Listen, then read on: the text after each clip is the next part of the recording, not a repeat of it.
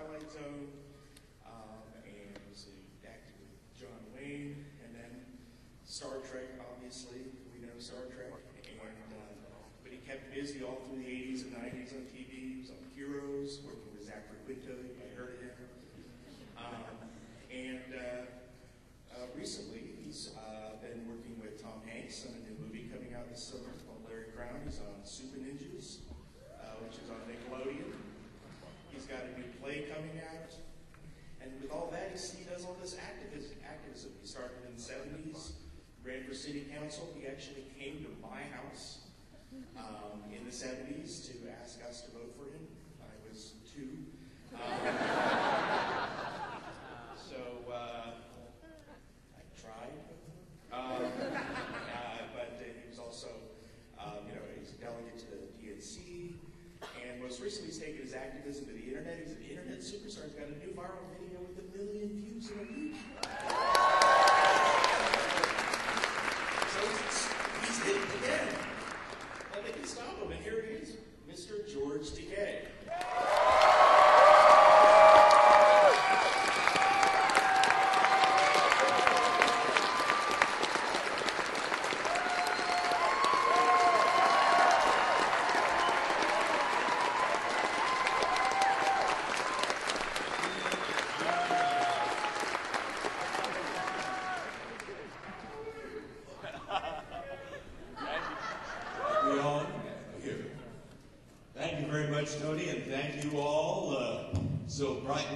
Sunday morning. Why aren't you all in church? I'm sure you're in church right now. It's so good to see you, and so good to be here in Phoenix, Arizona, where it's balmy and warm, not only outside, but inside as well. You guys are very warm and welcoming, and some of you are hot as well. I want to, first of all, thank you all, particularly the gray hairs and the shiny paints that I see out there, because you are the ones that made it possible for us to get to this point in the year 2011, the 21st century, where we're celebrating, where this September, we'll be celebrating the 45th anniversary of Star Trek.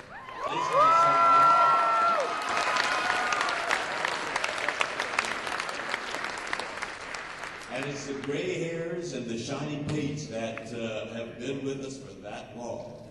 So thank you all very much. But the wonderful thing about this whole Star Trek phenomenon is that we do have not only the next generation, but the generation after that now. We have the 3rd and 4th generation that show up at conventions and that are avid supporters. So it's not just the gray hairs and the shiny paints. You guys are all giving us a future as well. And the future, I think, despite all the challenges that we've had, looks very good. And I see it with the people here at the convention. Yesterday, the people that I saw really reflect one of the key ideals of Star Trek, infinite diversity in infinite combinations. I saw so many wonderful people that have so many wonderful stories to tell about themselves. I saw a young couple with 2 Asian little girls and an Asian little boy that they were carrying, which represents part of what Gene Roddenberry wanted to see. And I see certainly all of the diversity of America here at this convention.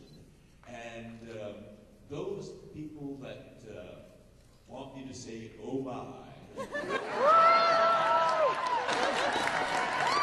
represents that other diversity that I found on radio of all things. But this is the 21st century radio. It's not terrestrial, it's satellite. So that's connected me with a whole different new audience. And thank you all, and good to see some of you here. They want me to sign to Joe, oh my. I used to write galactic greetings or live long and prosper, but I love oh my because it's so easy to write. And so so I want to thank you all for the many, many gifts that you've given me. And we have a great future, and we're going to work together, as Gene Roddenberry envisioned. You know, because he said the Starship Enterprise was a metaphor for Starship Earth. And the strength of this starship lay in its diversity, coming together and working in concert as a team for a common goal. And that's what I sense happening here. And yes, there is a lot of diversity, and there are a lot of different ideas, and I'm all for free speech. I think, you know, we should all exchange ideas and keep our minds open. But what I am strongly against is people who want to pass laws to muzzle other people. That is against what core American values.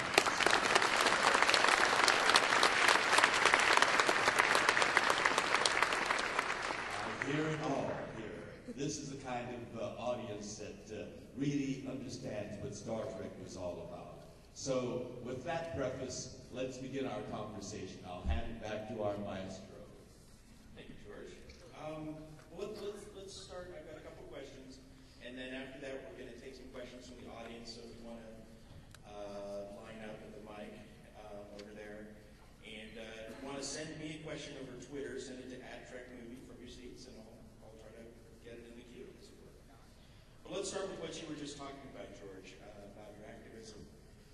I mentioned that you're all over TV this week. You're on MSNBC, you're on the CBS What's Trending, which I guess means you're trending at this point, where you got planked. Does anyone here know what planking is? Anyone? I didn't know until that. So George was planked. It was pretty graphic, I thought. No,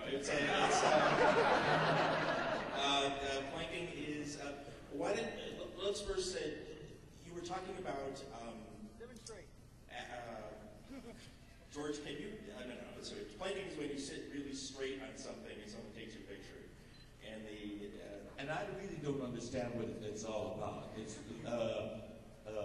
lying straight with your face down for just a few seconds.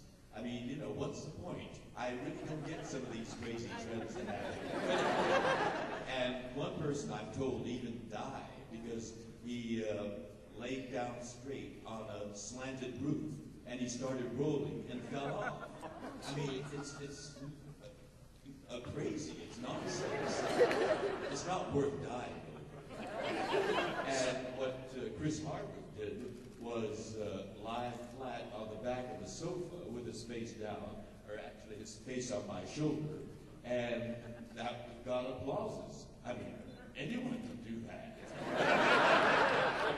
Anyone, George? You especially. Here's the back of the chair. Now, plank. I'll give you my shoulder. No, I guess everyone can't do it. Right, Tony?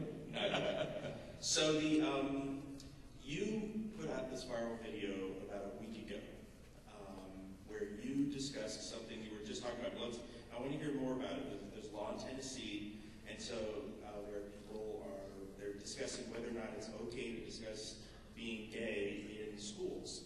And you thought you'd make some fun of that, and you created this video, and you got 1 million views, and you were on TV, on the news channels, and you're kind of creating buzz. Do you think that we've turned a corner, and how do you think the internet has shifted? So tell people about the video, and do you think that the internet is really making a difference in changing perceptions on these kinds of things?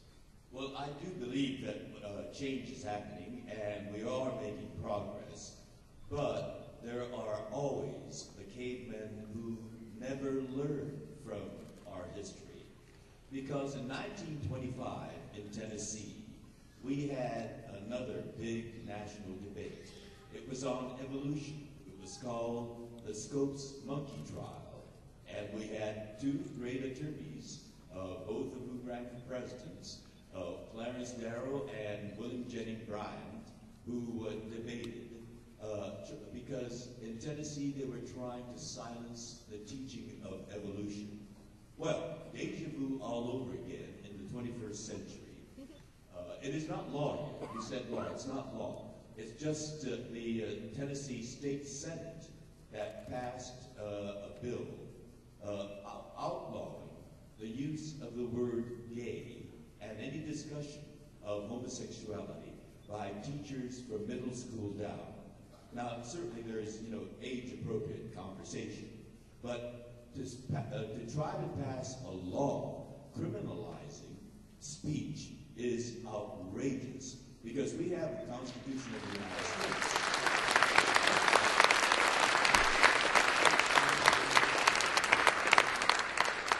I mean, all Americans mostly should know about the First Amendment, the freedom of speech, while these legislators, when they took their oath of office, are supposed to have taken their oath of office on the Constitution of the United States. They apparently have not read it, because the Senate bill says that teachers are forbidden, if they use the word gay or have anything to do with homosexuality in their discussion, they are penalized, I think, thousands of dollars. I mean, they're making it a criminal offense.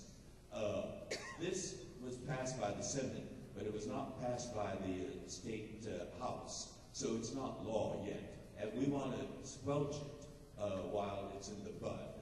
But I thought it was ridiculous, and the best way to fight this kind of ignorance is to make a mockery out of it. So I said in this YouTube PSA, my name Takei rhymes with gay. So in Tennessee, if teachers want to use my name as a substitute for gay, they're more than welcome to do that.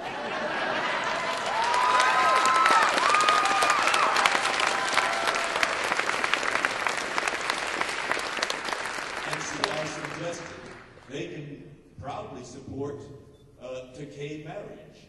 Or they can proudly march in a Takei pride parade. And this coming holiday season, they can sing, "Don we now white Takei apparel."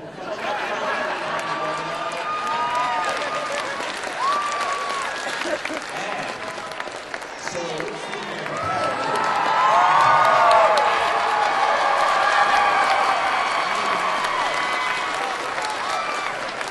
it's okay to be Takei.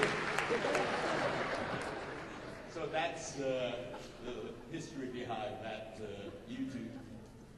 And Rachel Maddow really loved it, and she talked about it on her TV show, and that got us another billion retweets. And you're selling the shirts and buttons? Yes, and all the profits go to charity to support LGBT organizations.